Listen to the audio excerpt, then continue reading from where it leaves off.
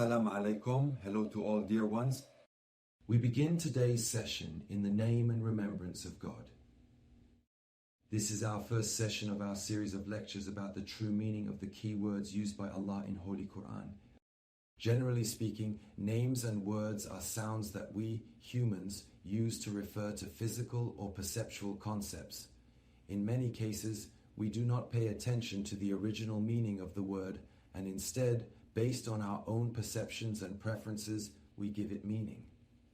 One of these words that we have repeatedly heard since childhood, and perhaps only a few of us have thought deeply about, is the word din, or religion, a familiar name to all human beings across all ages. A name sometimes bitter and sometimes sweet. A concept that has been with human during the history, a name for which humanity has suffered many deaths and endured countless atrocities. All the wars during the Middle Ages, the Crusades, the 30 Years' War in Europe, the Arab conquests of neighboring lands, and the so-called Islamic wars and countless massacres around the world are all examples of religion's impact on human societies. So many deaths and so many crimes, all because of a belief, because of a conviction, an ideology, or a thought. But what is the real meaning of din, or religion? In ancient books such as Sanskrit, the Gathas, and parts of the Avesta, the word dena appears multiple times, which the Arabs borrowed from Aramaic. In this language, dinu means law and judgment, and danu means to rule or to judge. For example, in this language, when we want to say, I owe someone a duty, we use the word of din, which refers to a law or agreement between us. In other languages and cultures, religion refers to believing in and following rules that belief imposes on its followers. In the Holy Quran, the word din and its derivatives have been used 92 times. The Holy Quran uses this term in various contexts, but all of them, in some way, point to the meaning of law or regulation. For example, Malika Yawmuddin refers to the sovereign of the Day of Judgment, a period of creation where rules and regulations are established. Or, as another example, in verse 256 of Baqarah, Allah uses the word din, meaning there is no compulsion in the acceptance of God's laws, because the path of righteousness and the path of error have been clearly distinguished by God's regulations. So far, we have understood that in Arabic, according to authoritative lexicons, din linguistically means law. Divine religion, or din, thus refers to the laws established by God. Now, considering the meaning of the word din, do you think that religion is only specific to humans?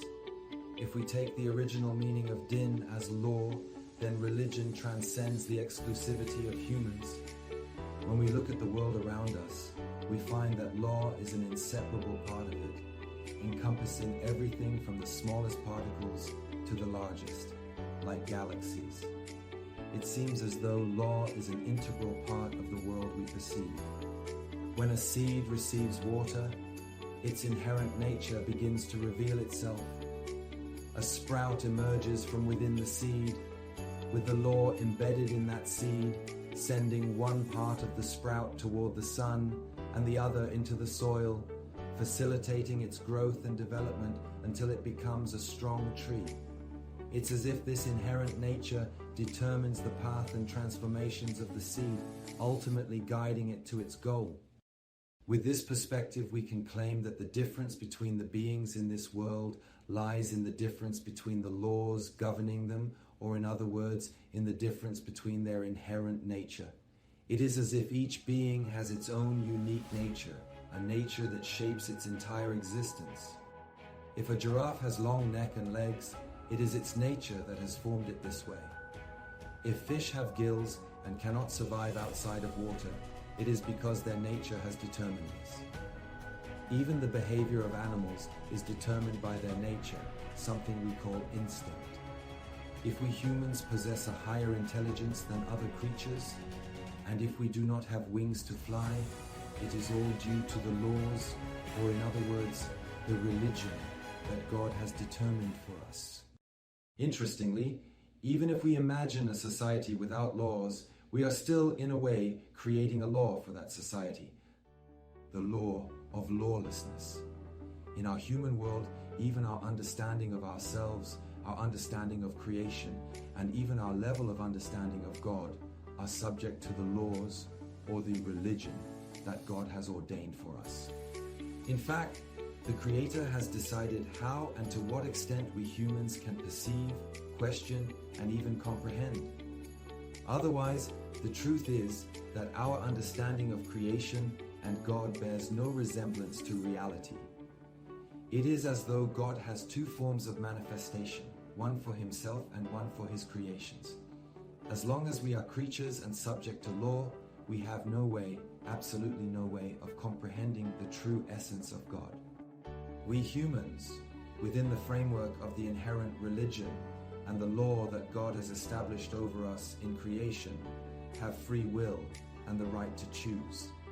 Therefore, we have the ability to establish secondary laws within our society and modify them according to circumstances. But the fundamental question is, who is capable of writing the best and most flawless laws for humanity? Who better than the manufacturer of a device who knows all of its parts and components can write the instructions for its use?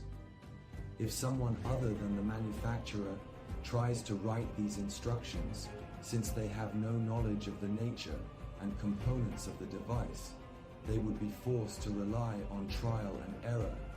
They would need to experiment repeatedly until perhaps they could eventually write an appropriate manual for the device. The more complex the system, the greater the number of trials and errors, the broader the potential harm, and sometimes this task becomes impossible. The same applies to humans. Throughout history, people have tried to establish laws to foster the growth and perfection of their fellow human beings. But can anyone truly create better laws for humans than God himself? The being that has created the whole universe with all its wonders. So far, we have understood that the meaning of the word religion is law, and that no one is better suited than the Creator of humans to establish laws for them. According to the definition of God in religions, he is all-knowing and omniscient, so if a law is set by him for a creature, it must undoubtedly be based on that being's physiological structure, or more precisely, its genetic structure.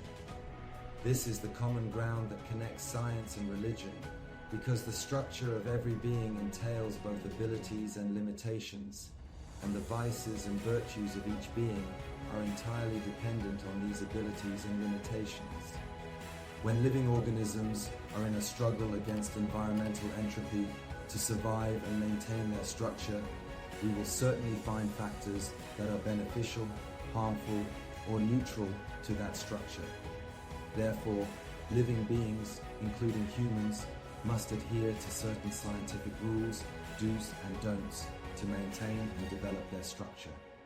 If religious laws are also defined with the goal of preserving and enhancing this structure, they must arrive at the same do's and don'ts. In this way, practical harmony between scientific and religious laws is established, enabling empirical investigation in religion. Understanding the meaning of the word religion from the perspective of linguistics and the Quran is a significant step towards understanding religions, including Islam. The word religion in the Quran is used in a general sense, not specifically for divine religions. It is introduced in phrases such as Deen of Allah, the religion of God, identifying God's chosen religion or laws as distinct from other rules and regulations. In some verses, the Quran uses religion alongside the word milah, from the root imla, meaning to dictate, indicating that religion was dictated to the prophets without any alterations and was delivered as such. The term Sharia in the Quran refers to the way or path, meaning the part of the religion that has been understood by people and put into practice. The word shar is similarly used to mean something revealed, indicating that religion is not enigmatic but clear and evident. In Surah Al-Baqarah, verse 256, the Quran refers to the fact that there is no compulsion in accepting religion, and it presents religion as a clear path that requires no puzzle solving to understand. Moreover, God views religion as an evident truth, something innate in the creation of every human being.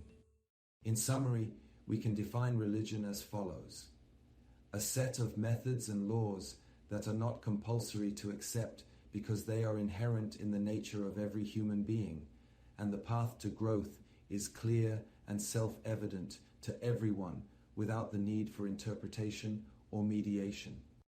Among the monotheistic religions, Islam is the only religion whose name was chosen by God. Other religions are usually named after their prophets or the people associated with them, such as Christianity, Judaism, and Buddhism. Looking at authoritative dictionaries, the word Islam comes from the root salama, which literally means to make safe or to bring peace. Since it is a verbal noun, it inherently includes both the actor and the recipient. That is, it implies that someone receives peace or safety from another. Even the word submission, taslim, means to give oneself up with the condition of achieving peace. In wars, when someone surrendered, it meant they submitted themselves to remain safe and alive. Therefore, with this naming, God has outlined the path for all his followers. It's as if he has provided a clear criterion for all of us to easily discern the truth or falsehood of a religion. As we said earlier, every being is born with its own law, din, and this law guides its life toward a specific purpose. However, humans are unique in that we have free will, which gives us the power of choice. Sometimes these choices lead us away from the path of health and well-being. As a result, we are in need of a religion and a set of laws that guide us back to our well-being. God named his religion Islam to inform his servants that if an action promotes health and well-being in yourself or in the world around you, then that action aligns with the religion of Islam and can be considered righteous, thawab. Conversely, if an action results in the removal of health and well-being from yourself or the world around you, it is contrary to Islam and is considered a sin. Interestingly, a true follower of this religion is called a Muslim. In linguistic terms, a Muslim is someone whose most prominent quality is peace and well-being. It seems that well-being is the most distinguishing characteristic of Islam, and seeking well-being is the primary quality of its followers. Often when we think of health and well-being, our minds focus on physical health and mainly issues like exercise and proper nutrition. But this is only a small part of well-being. Humans have multiple dimensions of existence, and Islam considers well-being in all these areas essential to being a true Muslim, not just physical health. Therefore, having a healthy body, a healthy mind, healthy soul, and a healthy spirit are all essential components of Islam and being a true follower of it. Based on the true meaning of these words, someone who smokes and damages his body is truly a Muslim? Someone who is indifferent to exercise and neglects their physical health due to laziness follows the path of God? What about someone who deprives themselves of sleep? Or someone who starves themselves and lacks proper nutrition to the point of hallucinations?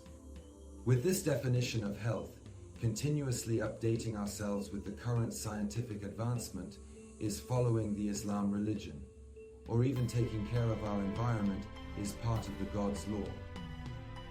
So please be informed that Islam means health, and anything which is harmful to your body or your mind is against Islam. Being depressed, overly sensitive, sorrowful, joyless, lacking peace, or being overly rigid, uneducated, envious, and greedy, All of these are acts of rebellion against God's teachings. In conclusion, we said today, din, religion, in its literal sense means legislation, and law means setting boundaries. It is God's laws that shape our world, and the structure of every creature reflects the law governing it. There are also lower level laws that exist in human society, such as social laws, traffic laws, and so on. Only God is capable of establishing the best laws, and therefore the laws set by God, or in other words, the divine religion, are the best guidelines for leading us to our ultimate destination. The word Islam comes from the root salama, meaning health or well-being. The religion of Islam means the laws of becoming healthy. By choosing this name for his religion, God has provided a clear standard for our actions, defining what is sin and what is virtuous. A Muslim is someone for whom health and well-being are the most prominent qualities. I hope this lecture helped you to open your eyes and have a better understanding about the truth of Allah's words in Holy Quran. In future sessions, we will discuss more about the other key words in Holy Quran and their meaning.